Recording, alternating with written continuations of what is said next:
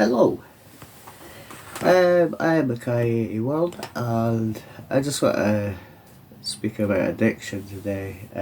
I am 5 years sober today, and I just want to talk kind of about the reasons I kind of started drinking in the first place.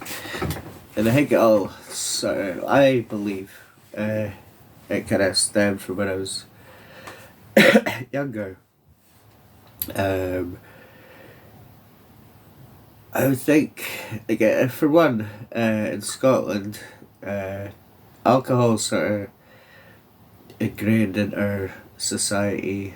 It's kind of normalised quite a lot in family settings, and it's like drinks at every occasion, like weddings, deaths, like just every sort of occasion there's some sort of alcohol involved.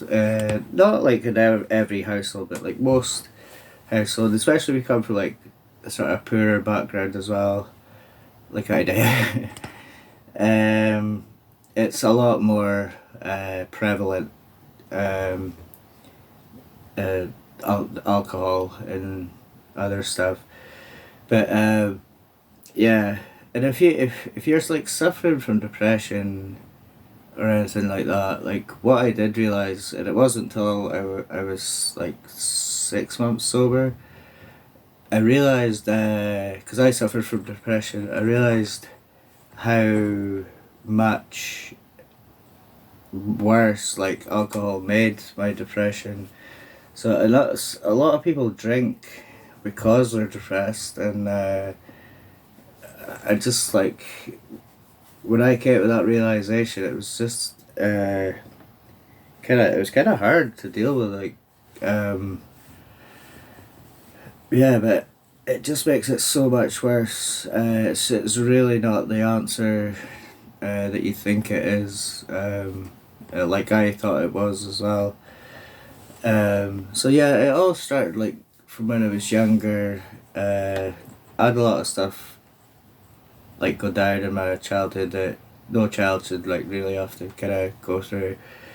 I'm not gonna delve into all that stuff because this isn't a boohoo me video. It's like a kind of video just to sort of celebrate me being 5 years sober, and it's mainly to like if I can reach like at least one person to kind of take the first step to get help, I'll be very happy. And the thing is, as well, like you need to want to stop before you do, because like a lot of people were kind of worried about me when my drinking got heavy, but I'll get into that in a minute. But yeah, like I was saying before, like it's kind of normalized and ingrained in our society in Scotland, alcohol, and like I had my first taste of alcohol like when I was like 7 years old at like a New Year's Eve party or something. There would always be someone offering you like a taste of something like at a very young age, which I think's insane. Like when you say it out loud now, like I've got kids, and to think me like giving my 7 year old like even a sip of alcohol is it's just sounds so insane to me. Um, but yeah, I started drinking like on my own, like with friends and that, about 11 years old, and that would like be like every weekend, and uh, it's like 16 when I left school, like 11 to 16. That would be the kind of pattern. Like it'd be every weekend, and I would even go like there was a few times I even went into school, high school, like drunk, and just caused a load of shit and got suspended, and yeah, that's how bad I was as a kid. Like there's other stories like that, but this isn't videos that I don't want to make it kind of all about my kind of story. I just kind of want to briefly touch on stuff like that. But, yeah, and you need to want to stop because, like I say, like when I got into my 20s, like from 16 to 20, it was like, no, sorry, I missed out of age from, so like when I got to 16 and left school, things got like progressively worse because I moved out of my parents' house. Like as soon as I hit 16, I was out of there. Then it got a lot worse because I moved in, like, well, I moved in myself first, and I got flats with people, and I was just all people I would drink with, and and I didn't even think about this until like now, really. All the people I used to like drink with at a really young age and continue to with like up until my 20s, they must have had some stuff going on too, because like a lot of people think that being alcoholic's like a choice that you make, and it really isn't. It will be, like, don't get me wrong, it probably will be for some people that it's like a choice that they make, and because they just like drinking. That, but it will be a very small percentage of people. Most people do it, like myself, because they just want to numb pain that they've got or forget stuff that's always there, never goes away. And I think that's why most people do it. It's not the best way of dealing with things, but it's, again, it's all you kind of really know, and it's been so normalized. Like, because like whenever I see my mum or dad upset, they would always like sort of turn to alcohol or stuff like that. You see it even in like British TV. You see it a lot, and it's so ingrained in our society. But yeah, and so right up until I was 20, it got bad. But when I hit like about 21, that's when things got really bad. I was like drinking constantly then. And I was like working in the oil industry as well. And so like I've always had a kind of good paying jobs to kind of feed my habit.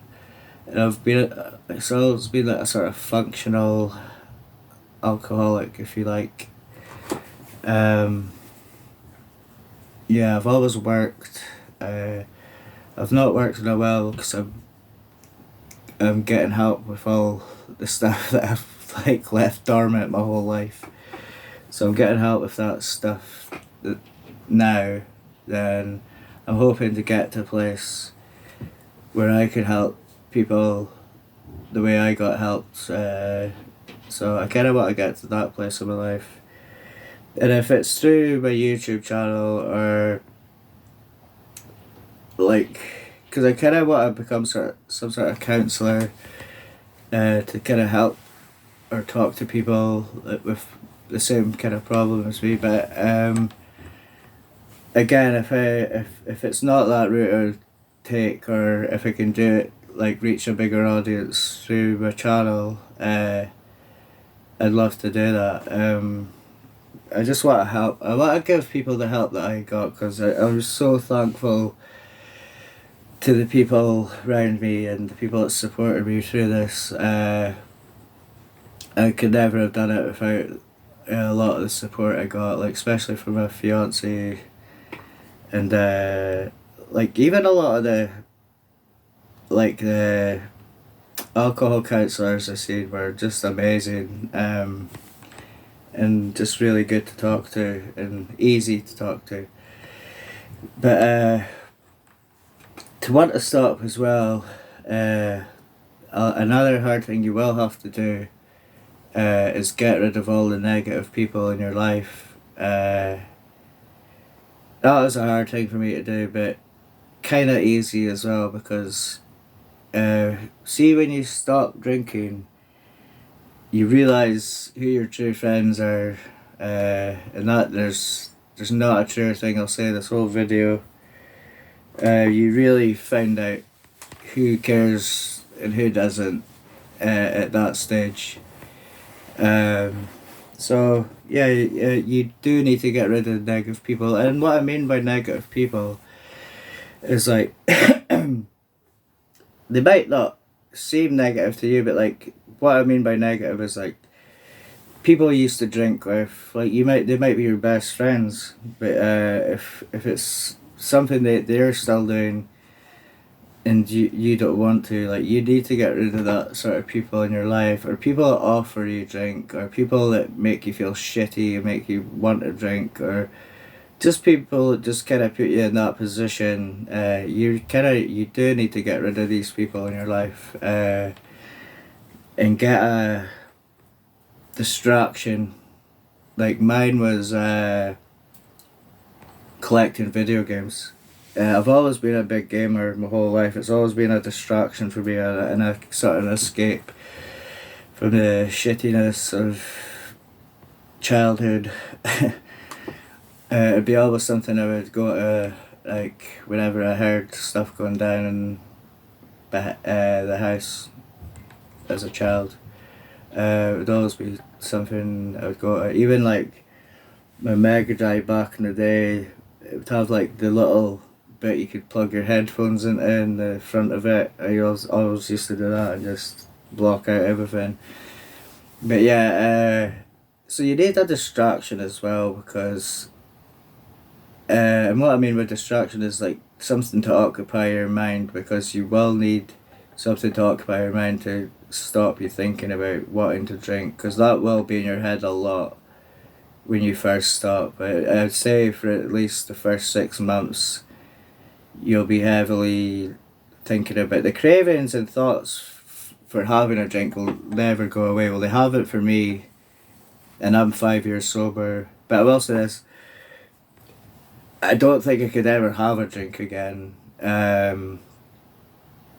Like just the thought of it makes me feel sick. And even like even the smelling drink, or if I smell it of someone, I hate it, and it just. That just makes me think I could never touch it again.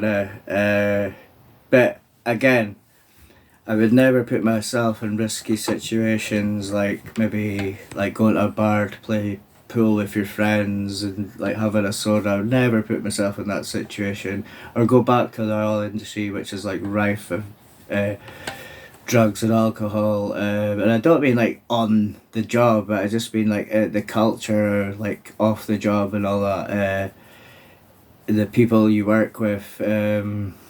So I could never like put myself in risky situations like that, because I just really don't trust myself to have the willpower to say no, or like maybe I'll have all these thoughts again and just start. So I've never put myself in any of that positions to do that.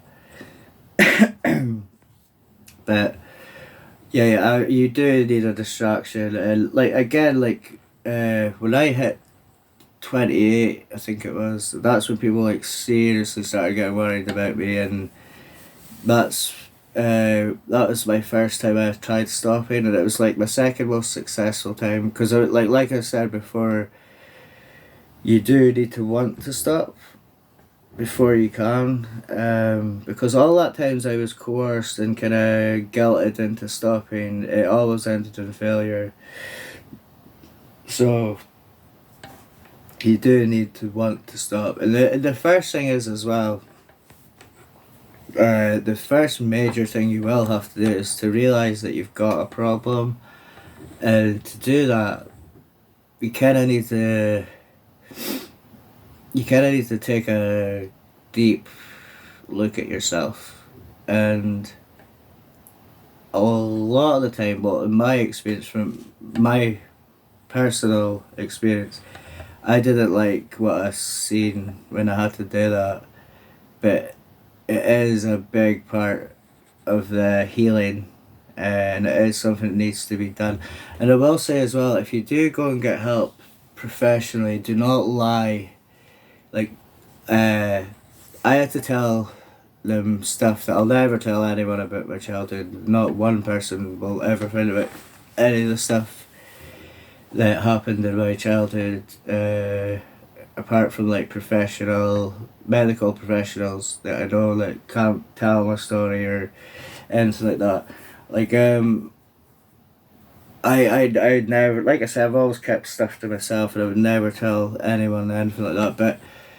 Um, but when you see this healthcare professionals, you will tell them that stuff, and you will need to tell them that stuff. You need to be completely honest with the person that's trying to help you, because if not, they won't able to help you, and they won't able to give you the right tools to help yourself either. So you, like I will say, if you do go to get help, don't piss about and make shit up because you don't want the person to know what's really going on, because you'll never succeed in stopping. And so I would say, like, and you'll never see these people again probably. So just tell them everything. Be honest as you can be, and you'll get the best help, the best treatment, the best. Again, I know in a lot of countries you might not get the same support as you do in the UK, and I'm not saying the support's great here. The NHS is a bit of a joke, but I do want to thank the people at New Craigs that helped me, because they weren't a joke. They were real good help. Like, well, I've not touched a drink in 5 years, so they've done something right. And I'd like to think they're a big part of me stopping, because I think as well, if I didn't do it professionally, I might not have succeeded. Because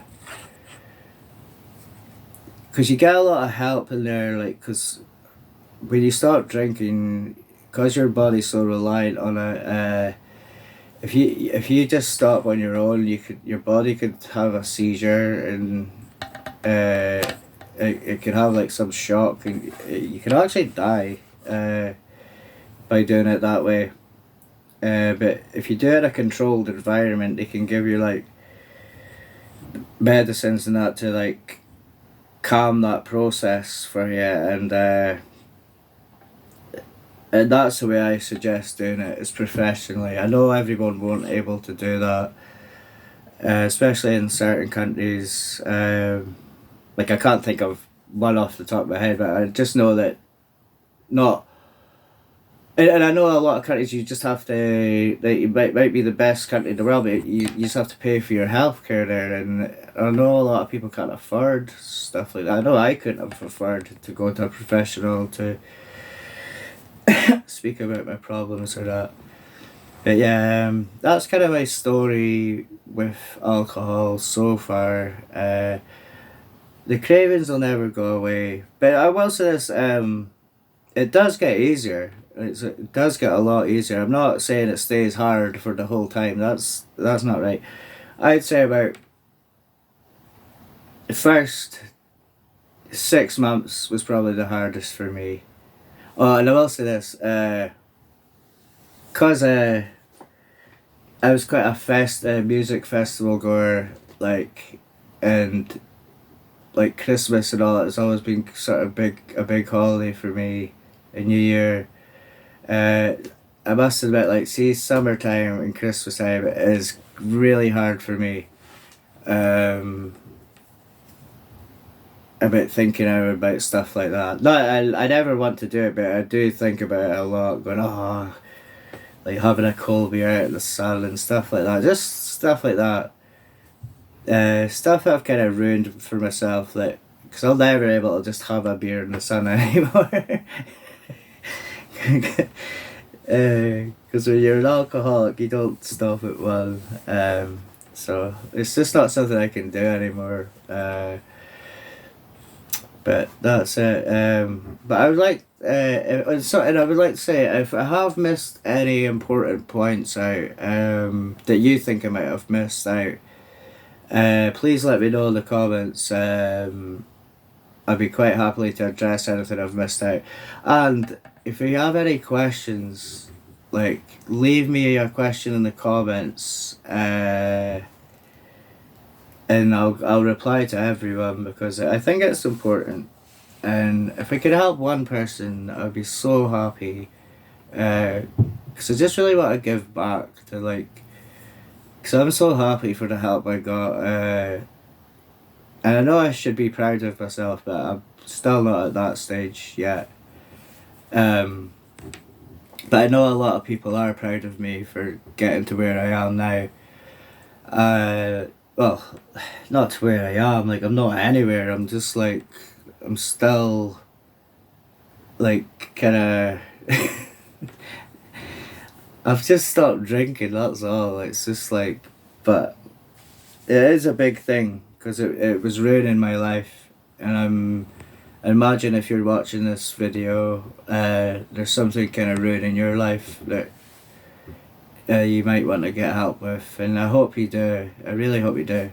I feel for anyone that goes through addiction because it's not easy. And I'll say another thing, it's not easy for the families either. Like, I must give a lot of praise to my fiance because her support to this, like, with all my moods and being an asshole and, like, being generally negative about things, like, if her support to this has been amazing, and yeah, and I know a lot of people won't have that kind of support as well, and again, your journey might be a bit more difficult, but it is a journey worth taking, because I can't express how much better I feel within myself not drinking, and not taking painkillers anymore. um, I know I didn't really address the painkiller thing, but it goes hand in hand with the alcohol. It's just it'd be the same processes you'd have to go through to stop that too. Because I did, and I got my release letter here. I got admitted into New Craig's Hospital on the 11th of January 2019, and it was actually, I don't know if I could say the names of the doctors or that, so I'm not going to. Yeah, and I got released on the 24th of January, which is like today, the 24th of January, in 2019. So, yeah. And I'll always keep this letter, just to remind myself of how far I've come and how long I've stopped drinking, because of my memory I'll probably forget. But yeah, again, if you think I've missed anything, and if you please, like, if you are struggling and you do want someone to speak to, I'm here to speak to anyone who has problems like this, and I'm always streaming, so never be shy to come and jump on one of my streams and like start a convo with me, and if I can help you or give you any advice of like what I've done to help myself, I will do that, and I'll be happy to do that. So thank you so much, guys, for watching. Especially if you get this far. I know I kind of look awkward and don't look at the camera a lot, but it's really just because I really did want to make this video because I struggle talking about my feelings and stuff that's happened to me. So but I just thought it was important because I get quite a lot of messages about this, and I get like, I've had a couple just saying that you're an inspiration and that, and when I get messages like that, because I don't have a lot of self-worth, I really don't know how to take them. But the fact that someone would even send that, it makes me so happy, and if I can help someone like I've been helped, I really hope that if I can help one person, I'll be so happy. But anyway, I've been blabbing on a bit too much now. Thank you so much for watching, and if you like this video, give me a little like, subscribe to my channel, and we can get more combos and join my streams, and just say hi or talk. You can talk about anything to me, and if you do have problems, you just jump on one of my streams and we'll get a chat going. Anyway, thank you so much for watching. Goodbye.